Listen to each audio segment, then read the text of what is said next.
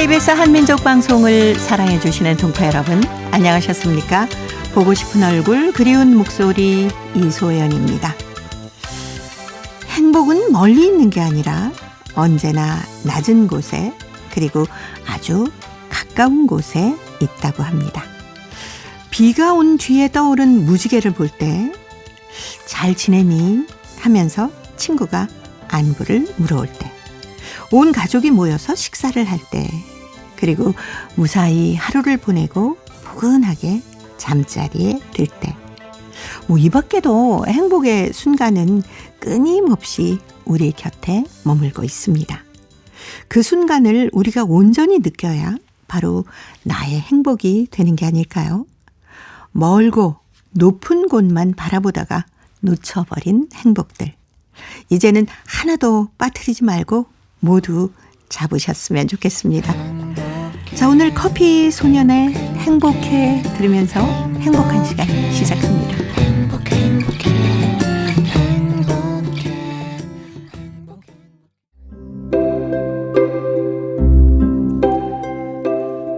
동포 여러분의 편지 사연으로 함께합니다. 행복우체통 화요일의 편지 손님, 홍익대학교 글로벌경영학과 전춘화 교수님입니다.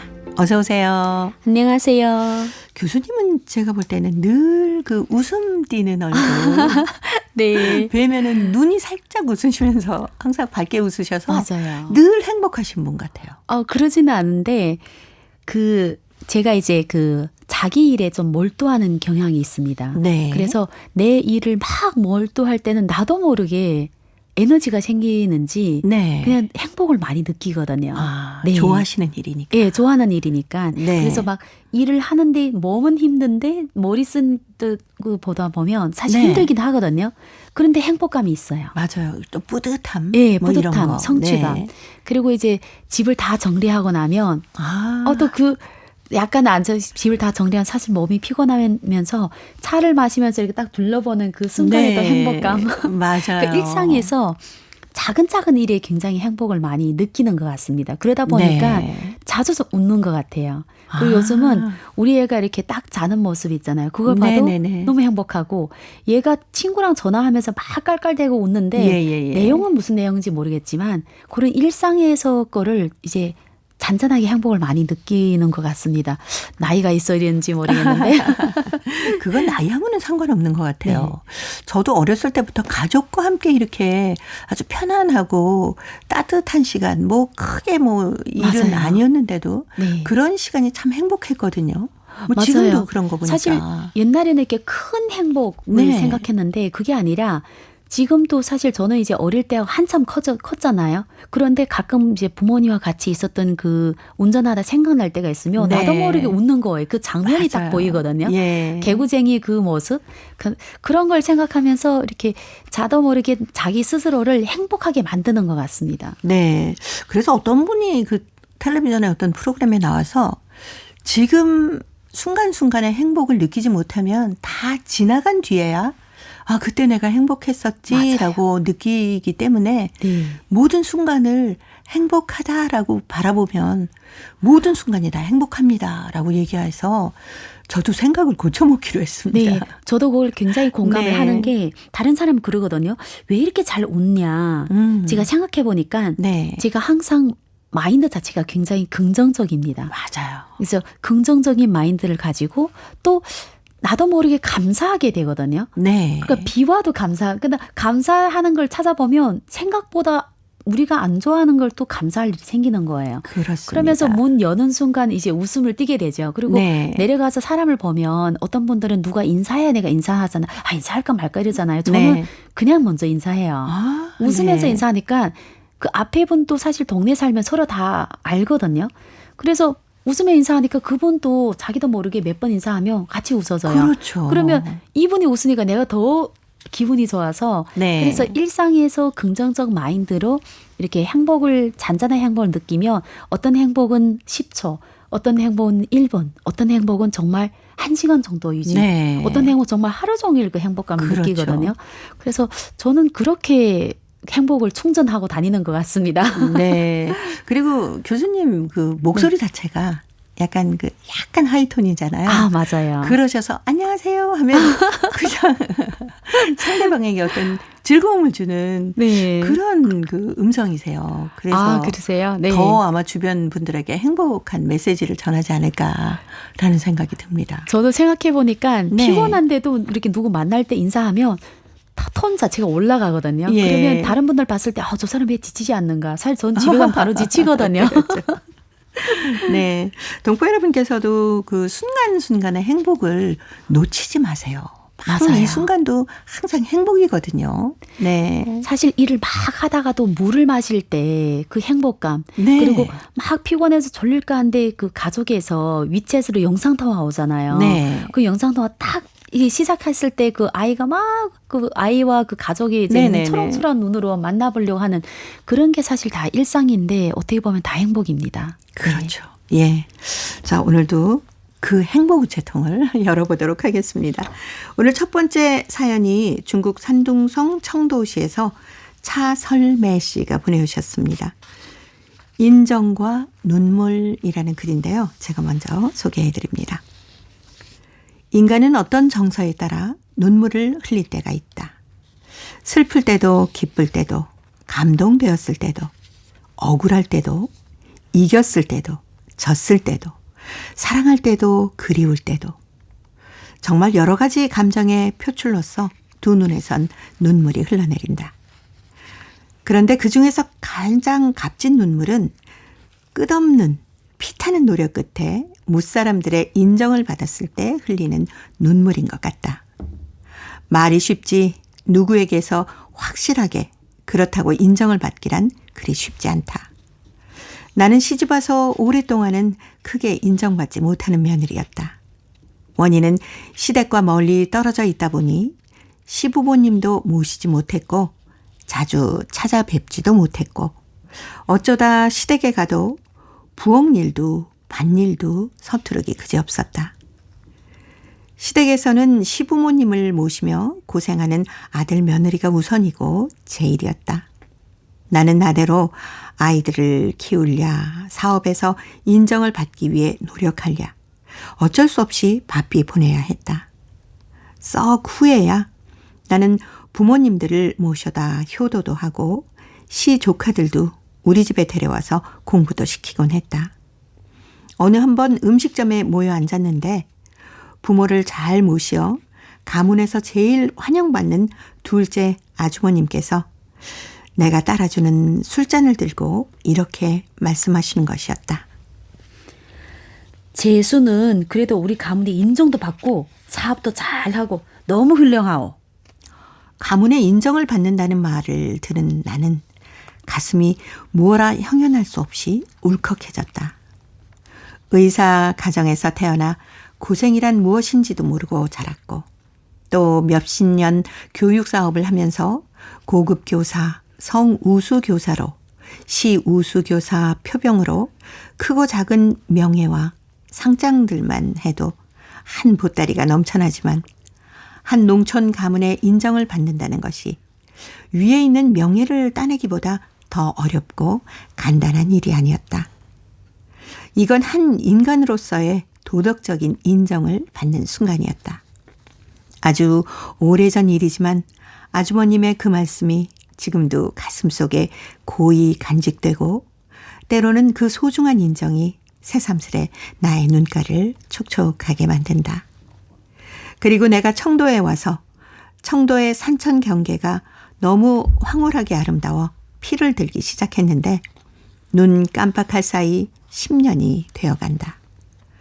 잊혀지지 않는 것은 아주 평범한 독자들이 나의 문장에 공감하며 많은 독후 감상 댓글을 보내오고 독후 감상까지 써서 잡지에 발표한 것이다. 나의 글은 비록 졸작에 속하지만 나의 글을 좋아하는 평범한 백성 독자들이 있고 그분들이 내 글에서 감동을 받고 생활 속의 귀감으로 되었다니 나는 이보다 더 큰 인정이 없다고 생각한다. 그 수많은 눈물들 중에서 진정한 인정을 받고 흘리는 눈물이 제일 값진 눈물인 것 같다. 그 눈물은 부단한 노력과 분투와 견지와 실천의 결실이며 더불어 고상한 인격과 인성을 전제로 하기 때문이다. 인간은 진짜로 값진 눈물을 흘릴 줄 안다. 수정처럼 맑으면서도 황금보다 더 값진 눈물을. 이란 사연입니다. 아, 차설매 씨 작가신가 봐요. 네. 예, 선생님 하시면서 좋은 글도 많이 쓰시고 인정을 받았지만 그래도 시아주버님이 이렇게 얘기해 준 그 참 사업도 잘하고 훌륭하다라는 그 인정이 제일 가슴에 많이 남아있다 하셨거든요. 글에 나온 것처럼 네. 사회에서 인정을 받는 사람들이 또 가족에서 인정을 못 받는 경우가 상당히 많습니다. 그렇습니다. 아무래도 왜냐하면 약간 소홀히 할 수 있으니까. 맞아요. 밖에 일을 열심히 하다 보면 집안일을 사실 많이 소홀할 수밖에 없는 상황인데 네. 이렇게 가족에서 그 인정을 해준다는 거는 정말 쉬운 일이 아니거든요. 그만큼 정말 노력을 했고 훌륭하다는 건데 이걸 보면서 진짜 훌륭한 동포분들이 참 많구나. 네. 예. 교수님은 언제 이렇게 시댁 식구나 가족에게 그 마음의 인정을 받으셨나요? 인정을 받았는지는 이제 그분들한테 물어봐야 되겠지만. 아니, 그런 말을 이렇게 네. 따뜻이 전해주는 그런 경우가 혹시 있으셨는지. 저는 사실 좀 지나서 말씀드렸는데 저는 시어머니가 이제 제가 이제 집안일을 잘 못하고 하니까 바쁘고 네. 하니까 항상 잘 못해서 미안했거든요. 그래서 부족한 며느리구나 이랬는데 시어머니 돌아가시고 나서 네. 동네 어르신들이 예. 저를 그렇게 칭찬을 하는 거예요. 그래서 저는 나를 잘 모를 건데 왜 칭찬을 하지 했더니 시어머니가 밖에 나가서 우리 며느리 칭찬을 그렇게 많이 했답니다. 그래서 우리 동네 분들을 저를 만나면 사실 저에 대해서 오고 가면 제가 인사만 했지 이렇게 잠깐 서서 길게 대화 안 했기 때문에 저에 대해서 모르는 시어머니 나가서 그렇게 칭찬을 많이 하셨어요. 근데 네. 저한테는 칭찬을 별로 많이 하지는 않았거든요. 네. 그랬는데 밖에 나가서 칭찬을 하고 그것도 제가 시어머니 돌아가신 다음에 할머니끼들이 제가 지나가는데 할머니 분들이 이렇게 앉아서 얘기하는 것도 있고 제가 네. 너무 감동을 많이 먹었습니다. 울컥하셨겠네. 네, 맞아요. 근데 그것을 지금도 그 할머니가 계시는데 만날 때마다 다른 할머니한테 네. 칭찬을 합니다. 저 시어머니 벌써 돌아가신 지 한참 됐는데 네. 굉장히 정말 훌륭한 며느리다고 그래서 저는 마음속으로 막 미안하죠. 부끄럽기도 하고 네. 그 마음이 어떤 건지 이해가 되네요. 그래도 알게 모르게 어머님께 살갑게 잘하셨기 때문에 그런 인정을 받지 않았나라는 생각도 드네요. 최대한 이렇게 여자가 둘이 있으면 네. 이 안에서 누군가는 왕이 조금 더 위에서 지배를 해야 되는 그렇죠. 구조이기 네. 때문에 저는 제 부모님하고도 똑같이 그렇게 하지만 그냥 부모님 뜻을 따라가는 편입니다. 네. 하기 싫어도 그냥 부모님이 네, 저쪽으로 하면서. 간다 하면 저는 네. 웬만하면 다른 방향을 안 가죠. 그게 아마 제일 좋은 효도가 아닐까. 맞아요. 네.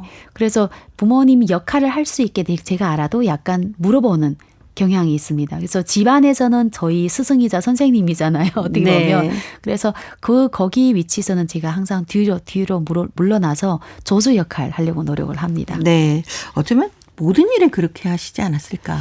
그래서 시어머님께서 자신의 말을 그냥 말없이 잘 따라주고 그 모든 것을 잘하는 며느리가 얼마나 마음속으로는 이쁘셨을까요. 그렇지는 않았습니다. 근데 이제 웬만하면 대들고 네. 이런 게 아니라 그냥 시어머니 이렇게 하라 하면 네 하는데 잘 하진 못하죠. 왜냐하면 제가 왔을 때 그런 압력밥솥으로 밥을 하는데 그게 딸까닥 하는데 불을 조절하는 전 너무 무서웠거든요. 네. 그래서 그럴 때 혼나기도 합니다.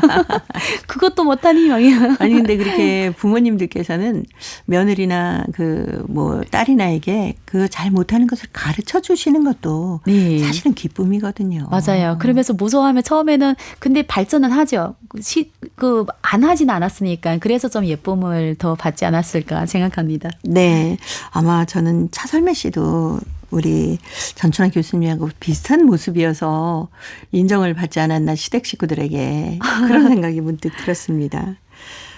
심수봉의 노래 준비했어요. 비나리.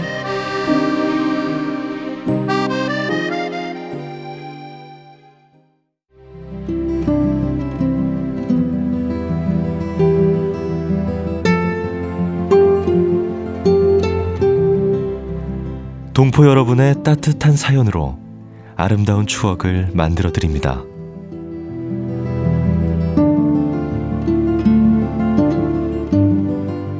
보내실 곳은 대한민국 서울특별시 영등포구 여의공원로 13 KBS 한민족방송 보고 싶은 얼굴 그리운 목소리 담당자 앞이고요. 인터넷 주소도 알려드립니다. KBS 홈페이지 www.kbs.co.kr에 접속하신 다음 라디오 한민족방송 보고 싶은 얼굴 그리운 목소리를 순서대로 클릭하신 다음 청취자 참여 코너에 글을 남기시면 됩니다.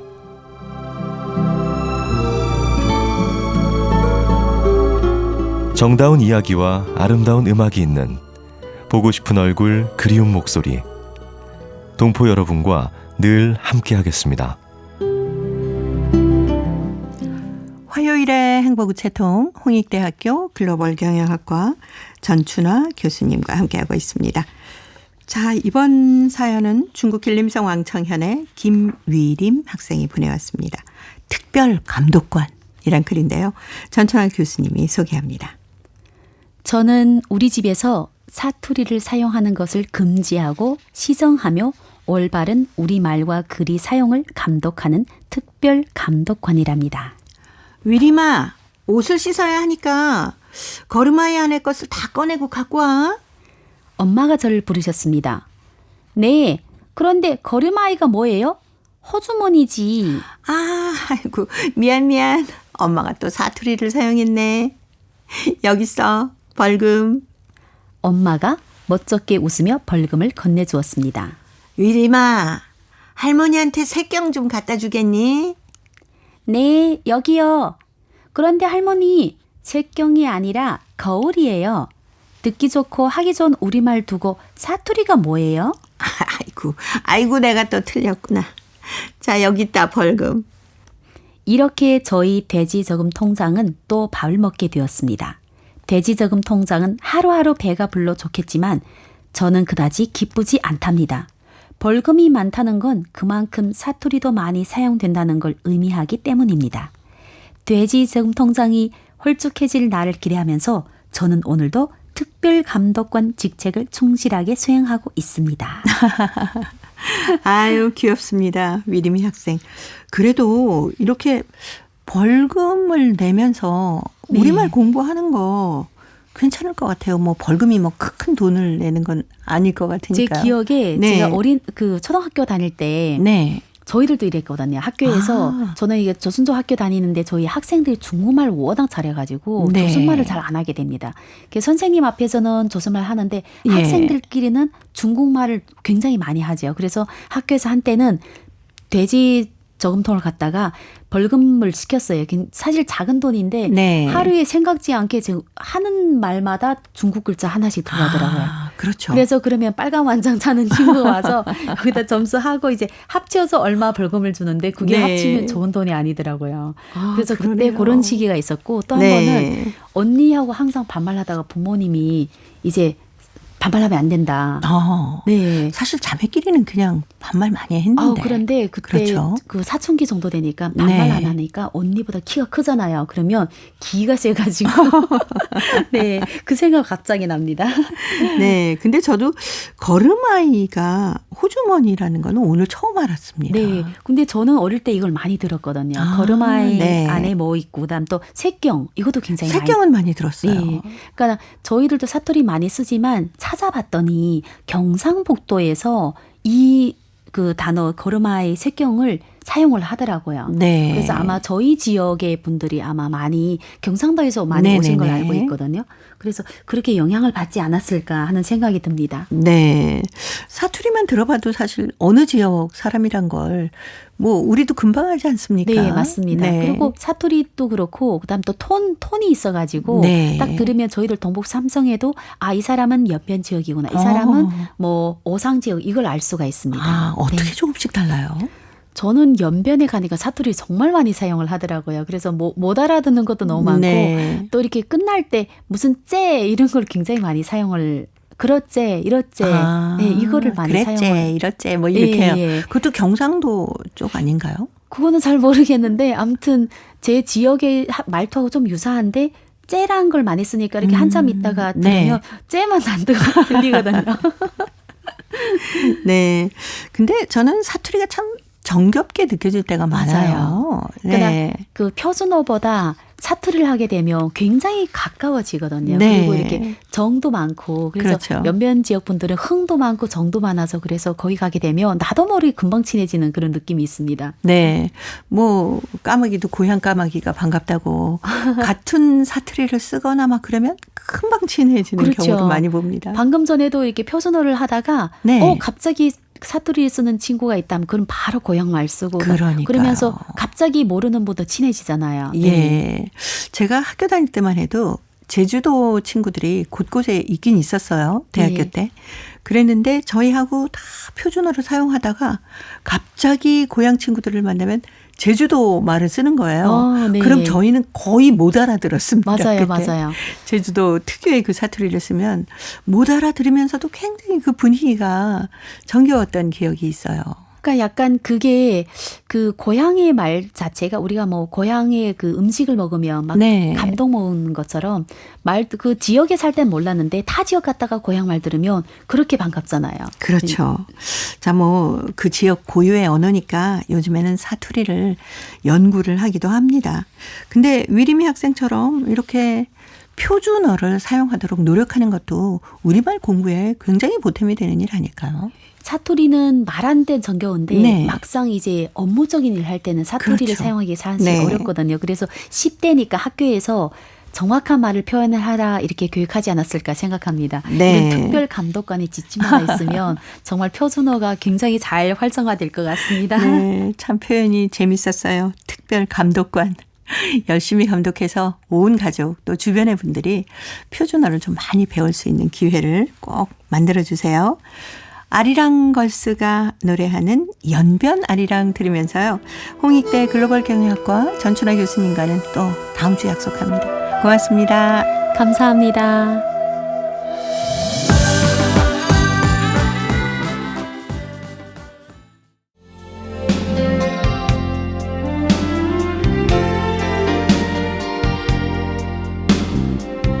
KBS 한민족 방송은 7천만 온결어의 꿈을 담습니다.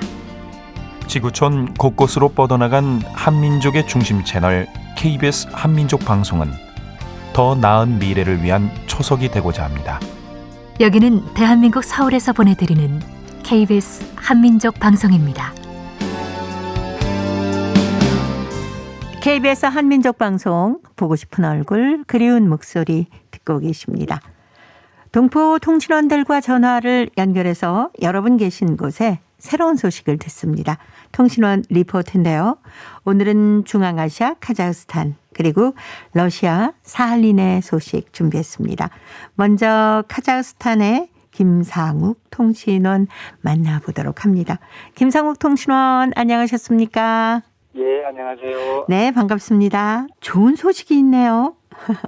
김상욱 통신원이 카자흐 정부로부터 친선 대사로 임명이 되셨다면서요. 예, 제 32회 카자흐스탄 민족회의가 26일에 수도 아스타나에서 열렸습니다. 네. 그날 카자흐스탄 민족회의 장관으로부터 그 친선 대사 임명장을 받았습니다. 예. 지금 카자흐스탄은요 14개 나라의 친선 대사를 임명을 하고 네. 있습니다. 그러니까 카자흐스탄을 구성하는 주요 러시아 또 고려인도 있고요. 그러니까 14개 민족 국가의 친선 대사를 임명을 하고 있는데요.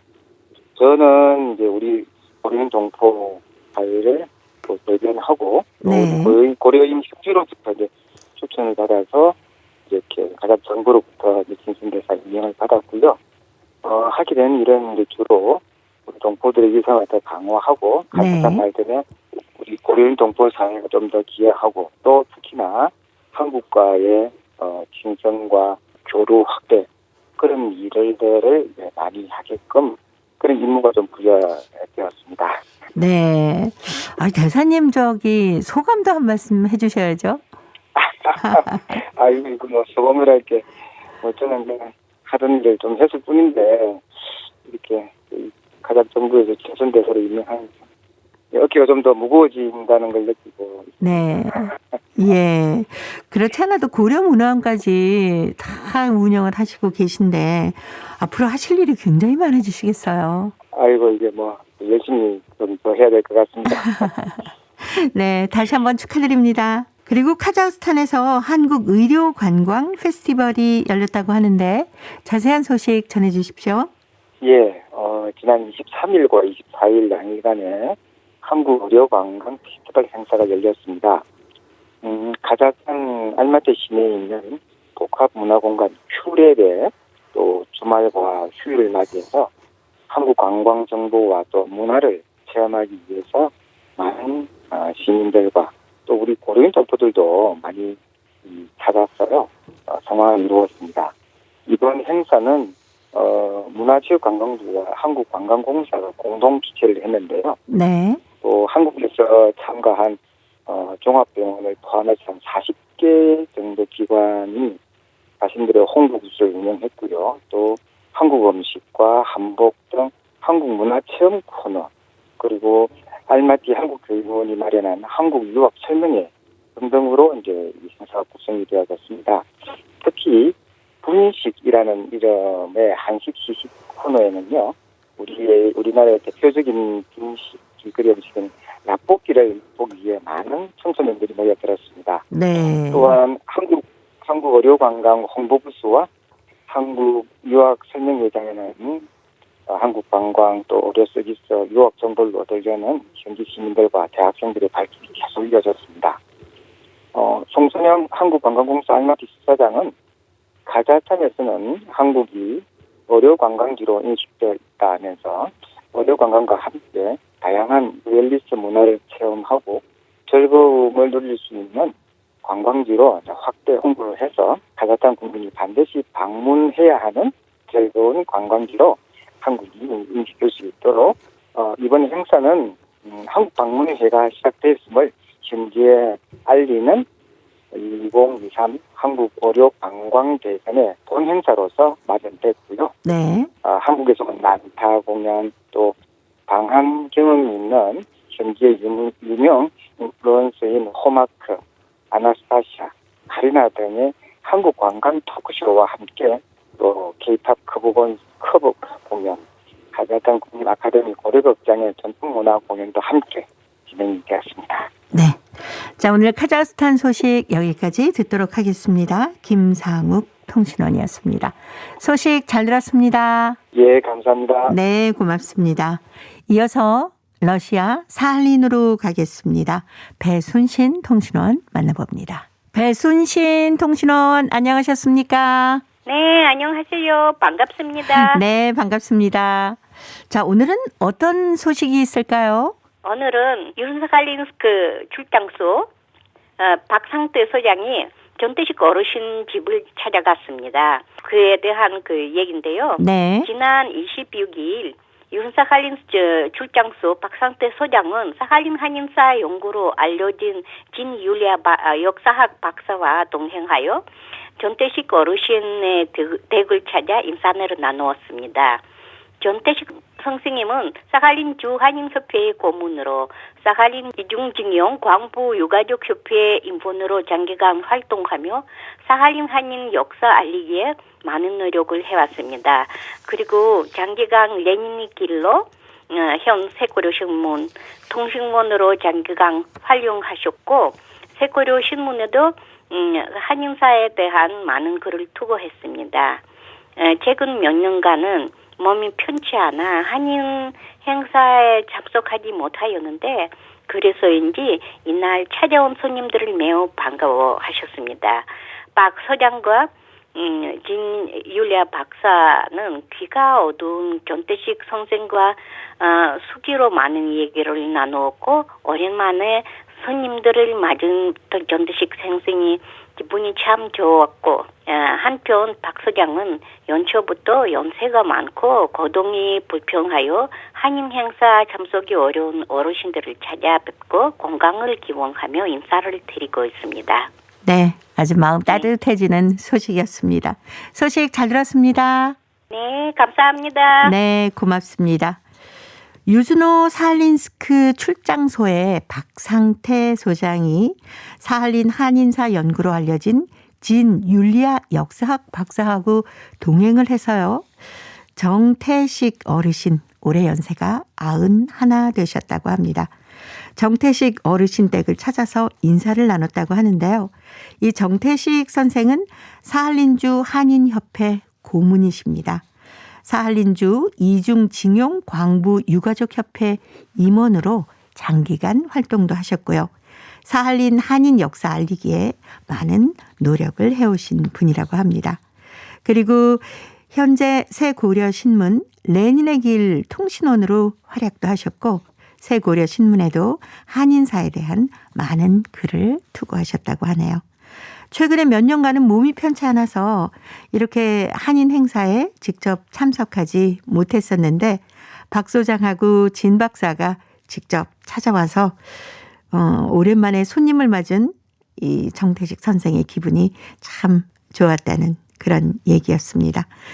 특히 또 이 박상태 소장은요. 연초부터 연세가 많고 거동이 불편해서 한인 행사에 직접 참석이 어려운 어르신들을 찾아뵙고 건강을 기원하며 인사를 직접 드리고 있어서 마음 따뜻해진다는 사할린 소식 여러분께 전해드렸습니다. 자, 이제 퀴즈를 통해서 대한민국의 역사와 문화까지 배울 수 있는 퀴즈 한마당 이어드립니다. 동포 여러분과 퀴즈로 하나 되는 시간. 퀴즈 한마당.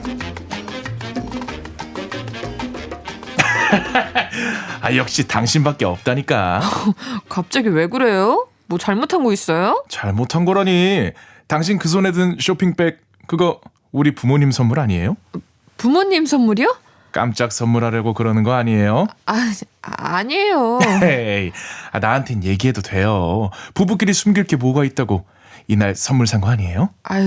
아닌데. 주말에 우리 집 가야 되잖아요. 매년 이날 주말이면 우리 부모님 댁에서 식사하시잖아요. 맞다. 그렇죠. 근데 올해는 안 가면 안 될까요? 갑자기 왜? 무슨 일 있어요? 이번에만 우리 집 가면 안 될까요?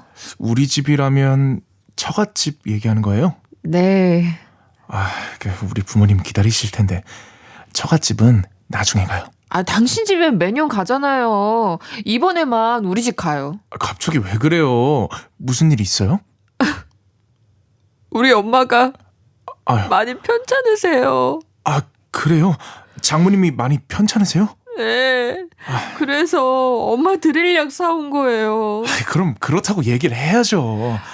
그게... 주말에 장모님한테 가요. 그럼 어머님 아버님은요? 장모님 먼저 찾아뵙고 나중에 가면 되죠. 고마워요. 고맙긴. 장모님도 우리 부모님인데. 매년 이날이면 시댁을 찾는데 친정어머니가 편찮으셔서 올해는 친정에 가기로 했네요. 그러게요. 장모님도 부모님이잖아요. 5월 8일이 이날인데요. 이날은 어버이 은혜에 감사를 드리는 날이죠. 1956년부터 5월 8일을 어머니날로 지정해서 경로 효친의 행사를 실시했는데요. 1973년 3월 어머니만이 아니라 아버지를 포함한 어른, 노인들을 공경하는 전통적 미덕을 기리는 어버이날로 확대 제정했습니다.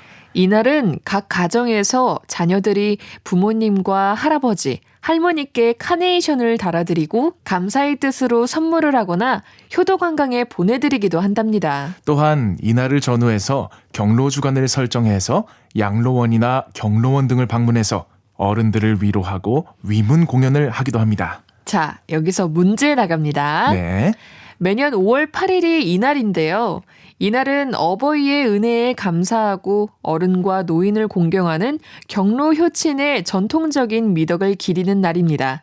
이날은 무슨 날일까요? 자, 보기 드립니다.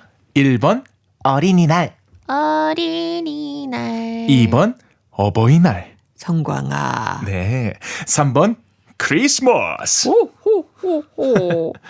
정답을 보내주신 분 가운데 일주일에 한 분 추첨해서 소정의 상금이나 상품을 보내드립니다. 퀴즈 한마당 지금까지 성우 박성광 배아경이었습니다. 네, 저도 이날이 되면은 아이들에게 카네이션도 받고요. 선물도 받곤 합니다.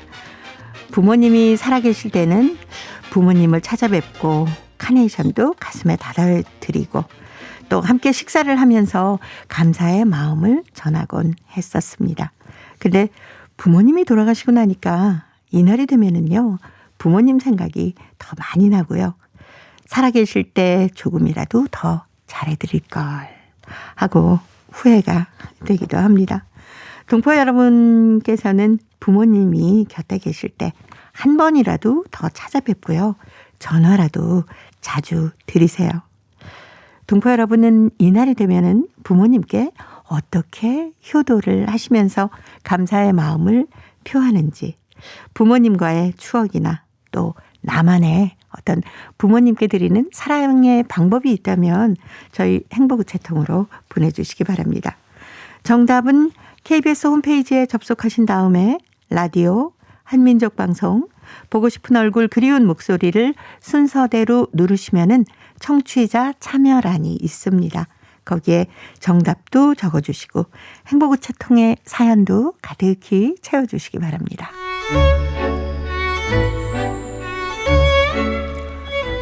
고려인들의 역사를 재조명하고 그들의 삶의 애환을 살펴보는 시간, 고려인 이야기. 사단법인 고려인 마을 역사유물전시관의 김병학 관장님 전화로 만나봅니다. 관장님 안녕하셨습니까? 네, 안녕하십니까. 지난 시간에는 저희가 고려인들이 어떻게 해서 중앙아시아에서 벼 재배를 시작하게 됐는지 그 여러 가지 면들을 살펴봤습니다. 아무래도 벼농사 하면은 고려인을 제일 먼저 떠올리겠죠? 그럴 수밖에 없죠. 고려인들이 벼농사를 처음으로 개척을 했고, 네. 또 그게 우리의 주식이고, 또 그게 우리의 그 역사적으로 오랜 그 전통을 바탕으로 지어왔던 것이기 때문에, 네. 그리고 중앙아시아는 물론 그 어떤 지역에서는 벼재배를 뭐 그야말로 그 아예 그 눈에 보이지도 않을 정도로 한 적은 있지만은, 네. 일단은 벼농사를 이렇게 보급하고 이 식량으로 이렇게 등장하게 만든 것이 고려인이기 때문에, 네. 그리고 고려인들이 또 스탈린이 죽기 전까지는 거주 이동의 자유가 없어서 다 농촌에서 거의 대부분이 농사를 지으면서 또 벼농사에 이렇게 종사를 했죠.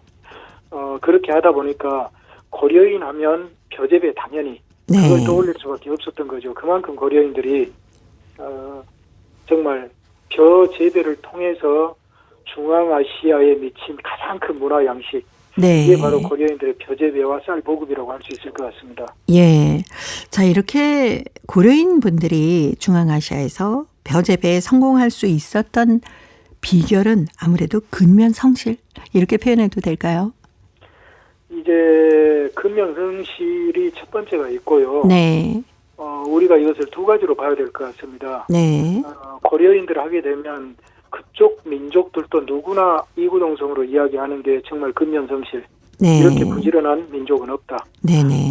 그 이야기를 하거든요. 이게 고려인들이 당연히 그 지치지 않는 그 집념을 가지고 벼재배에 꼭 성공해야 되겠다는 그 집념과, 네. 또 중앙아시아 이주당에서 그 막막함, 그 속에서 어떻게든 살아남아야 되니까 예. 억척같이 해서 이렇게 일궈낸 그 핏땀, 그 근면성실이 있었고요. 그런데 그것만 가지고 이야기하기에는 또 많이 부족합니다. 왜 그러냐면 모든 일을 근면성실만 가지고는 성공할 수 없거든요. 그렇죠. 고려인들은 연해주에서부터 그 많은 어떤 선구자들이 1900년 무렵부터 수많은 벼재배 시도를 했습니다. 네. 실패와 성공, 그래가지고 나름대로 과학 영농을 확립을 했습니다. 토지를 분석하고 또 어떤 그 물대기, 물을 언제쯤 어떻게 돼서 빼야 되고, 모파는 몇 센치로 어떻게 만들고, 파종은 어떻게 하고, 비료는 어느 때 어느 성분을 해야 되는지를 경험적으로 많은 실험을 통해서 노하우를 이렇게 축적해서 어느 정도 정형화된 중앙아시아에 맞는 어떤 방법을 알아냈지요. 그래서 여기는 근면성실과 어떤 과학 연구를 네. 결합한 결과다 이렇게 말씀드릴 수 있을 것 같습니다. 네. 벼재배 영웅이라고 할 수 있는 김만삼. 언제부터 벼재배를 시작했을까요? 아까 지난 시간에는 1928년 무렵 이렇게 말씀을 하셨던 걸로 기억이 됩니다. 이제 1928년은 네. 연해주에서 소련 정부의 어떤 벼 장려 정책에 힘입어서 벼 재배 집단 농장이 만들어지면서 벼 재배지가 늘어난 해고요. 네. 이제 고려인들이 벼 재배를 처음으로 시작해서 조금씩이나마 성공한 것은 1900년 무렵입니다. 네. 기록에 의하면. 그런데 김만삼의 생애를 살펴보면 이분도 1900년 무렵에 네. 그러니까 아마 첫 벼재배 시도를 했을 때 아마 그 첫 선구자로서 벼재배를 시도해서 많은 그 어떤 시행착오를 거치면서 그 생육 환경이 불리한 지역에서도 벼재배가 성공할 수 있도록 그러한 업적을 이렇게 차근차근 밟아 나간 것 같습니다. 그래서 네. 김만삼은 사실 1900년부터 벼재배를 시작했다고 보는 게 타당할 것 같습니다. 왜 그러냐면 나중에 그 김만삼 관련 기록들이 있거든요. 네. 거기에 이 기록들을 봐가지고 유출을 해보면 분명히 1900년 무렵부터 벼재배를 시작했다. 이렇게 볼 수 있을 것 같습니다. 네.